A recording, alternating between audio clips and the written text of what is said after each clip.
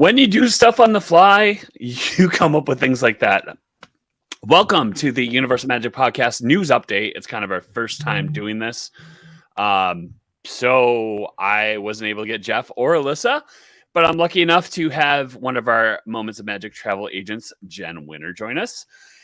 Oh, man. Hello. This is like consecutive weeks of Disney just dropping bombs. And like the title says it best, the Star Wars Galactic StarCruiser is closing / imploding. And man, there's a lot to get to with this. Let's just get right into it. Because I don't want to be on too long tonight, but I kind of just want to read the statement from Disney, which let me pull this up on my other thing so I'm able to read it effectively. It says the final voyage for Star Wars Galactic StarCruiser will take place September 28th through the 30th. Star Wars Galactic StarCruiser is one of our most creative projects ever and has been praised by our guests and recognized for setting a new bar for innovation in immersive entertainment. This premium experience gave us the opportunity to try new things on a smaller scale of 100 rooms, and we will take what we've learned to create future experiences that can reach more of our guests and fans. We will be contacting guests booked for voyages departing on or after September 30th to discuss their options and modify their plans. To prioritize these guests, we are pausing new bookings until May 26th. We are so proud of all the cast members and Imagineers who brought Star Wars Galactic StarCruiser to life and look forward to delivering an excellent experience for guests during the remaining voyages over the coming months. Oh man, so much to unpack. But before we do that, let's just go on a little timeline here, and we'll talk about the things here. So it says, nice boy, it's so young. Oh man, he's so evil. Anyway. The Galactic StarCruiser was announced at the D23 Expo in 2019. It opened to guests on 3/1/2022. The average cost for a 2-night voyage was $4,800 for 2 people and $6,000 for a family of 4. And like I said, the final voyage of the Galactic StarCruiser will be September 28th through the 30th. So, yes, folks, and this was not a week-long excursion. This was a 2-night adventure, and that wording, a premium experience, says it all. And it was premium. Let's put it this way: it was premium because the cast members were, and I say this every episode, the cast members are what make the magic. Like these were premium union grade. I don't know the exact term for it, but the term was basically like these were grade A actors as far as like for the Disney experience. Like this immersed you into the story. The technology was phenomenal. I remember Josh Tomorrow showing off a lightsaber that like it wasn't like the toy lightsaber you got, and it was used by the cast members to actually tell the story. Exactly. You know, Disney is very. Yep. Go ahead. I was just gonna say that's the thing. Like you had just said, that it was so completely 100% immersive, unlike anything that has been done before. Mm-hmm. Anything. I mean, it's just, and nothing broke character through the whole experience. Mm-hmm. Like what they did is, and there was, listen, I don't want this show or this podcast to be like what other news, Disney's news like things are. It's just not who we are. Like I always joke that we put a magical spin on all things travel because that's what we do. We want to sell you a travel package. By the way, I forgot to do this in the beginning because we were having technical difficulties. I never get this, but go to momentsofmagictravel.com. All the content you see here is powered by that. Momentsofmagictravel.com. Get your free no obligation quote. So, I mean, I'm torn because I'm a big Star Wars guy. Like I'm a child of 77. Like Yeah. that is that story, like Return of the Jedi in like, 84, 85, whenever that came out, that was my jam. And Empire. like the whole 80s were consumed by Star Wars. And you had a whole fan base of like Disney Star Wars fans that would gobble this up. Yeah. But let's call this for what it was.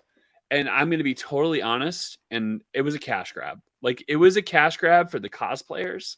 It was a cash grab for the people that really just wanted to be a part of a Star Wars story. These were kids, Exactly. that the grew up 80s with kids, Star Wars. Families. Yes. Yeah. And that ran dry really quick. And here's where I think Disney made the mistake.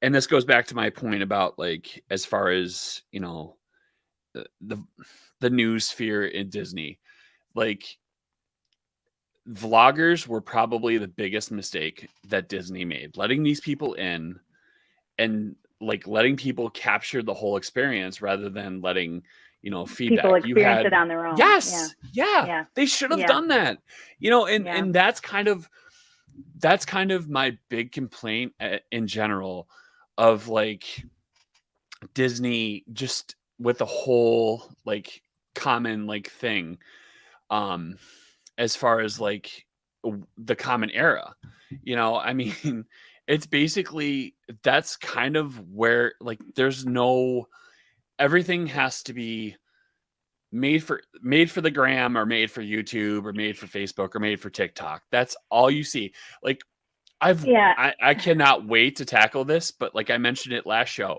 there was a woman who made a TikTok about her most expensive day at Hollywood Studios. Again, people do stuff to go viral. I mean, and like, and rather than let Disney, like, just let the Imagineers tell the story, let it be like completely blown away. You had every vlogger under the sun, every media credential under the sun request to be a part of this.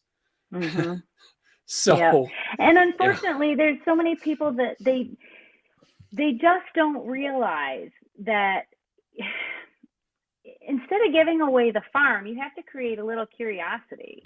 Yes. And it ruins it for so many because, well, why do I need to pay for it if I can just sit and watch it on YouTube? Okay, yeah, that looks great, that's cool, but all right, now I've seen it. Yeah, and shout out to our friend Bethany who made this comment right here. Oh, nice. Oh man, brutal. Yeah. But I mean, the reason why this was probably so expensive, I mean, the cast members, like they were paying for the best cast members that you can get. Like these were union, like they immersed you into the story. The technology, again, it comes down to, was it like mind-blowing? I mean, Disney, as far as Star Wars Galaxy's Edge, as far as Rise of the Resistance, when it works, is great. Right? Yeah, it's like the theming is incredible. Yeah.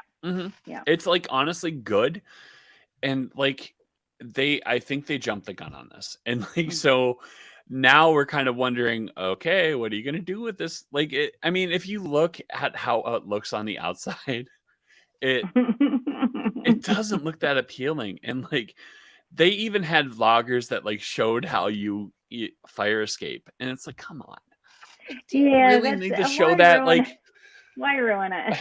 and we could probably title this episode "Old Man Yells at Vloggers," but like, I mean, get off my get away from the castle, you vlogger. So I guess it's sad that it's going away. I really like joked with Leslie when I had lunch with Leslie, the owner of Moments of Magic Travel. I joked with her. I'm like, hey, if they send us a a ticket for the cruiser. You're gonna let me go?" And she's like, "Yeah, probably." Yeah, So yeah. I really wanted a piece of that because I am a Star Wars boy at heart, but I cannot Mm-hmm. part with $4,800. I love you, Yeah, Disney, yeah, but I totally agree.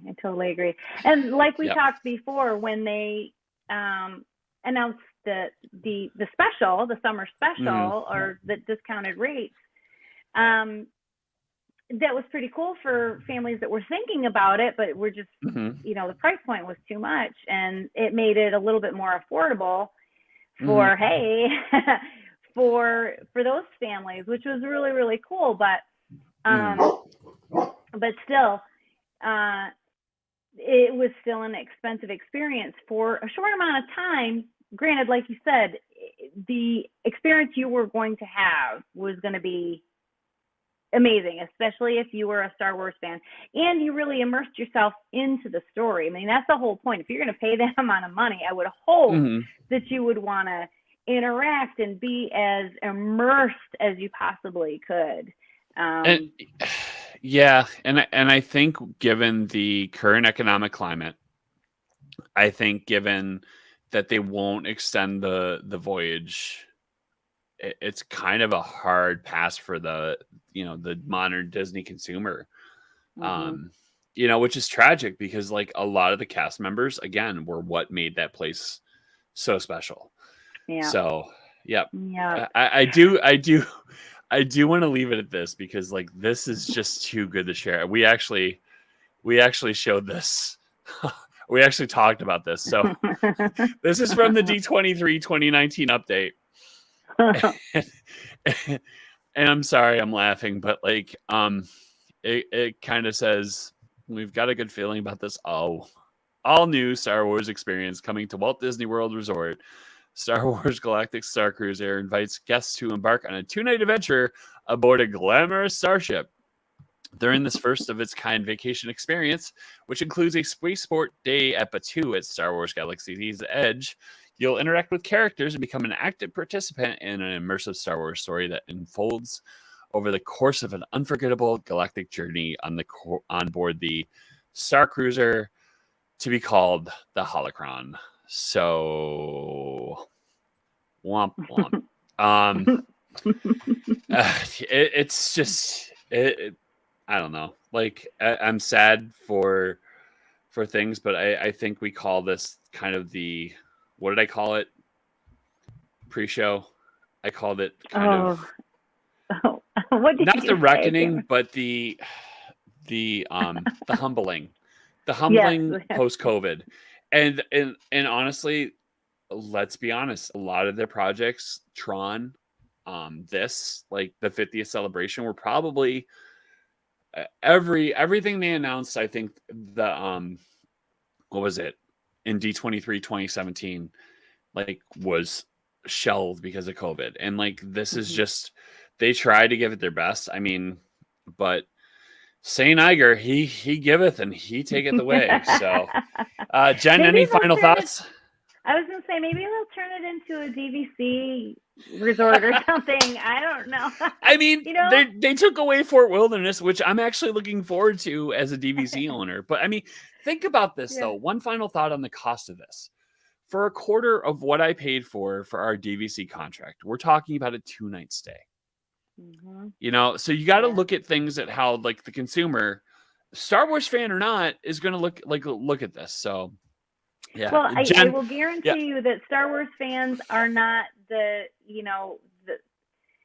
upper echelon of income earners. Yes. I'm including myself into that grouping. I'm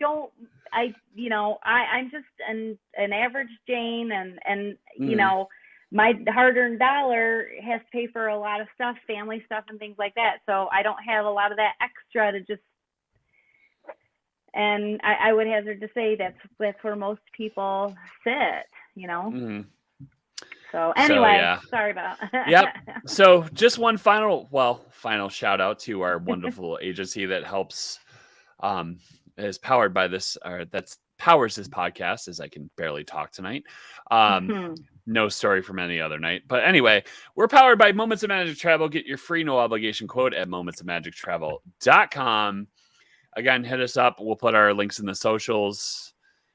Jen, thanks for joining us. This was kind of an impromptu podcast. And actually, I'm kind of glad this happened. Well, this happened before next week because we have a big show planned. We're actually going to be doing a very educational, informational podcast next week. So for Jen, I'm John. We'll see you next time. Have a great night. Thanks so much.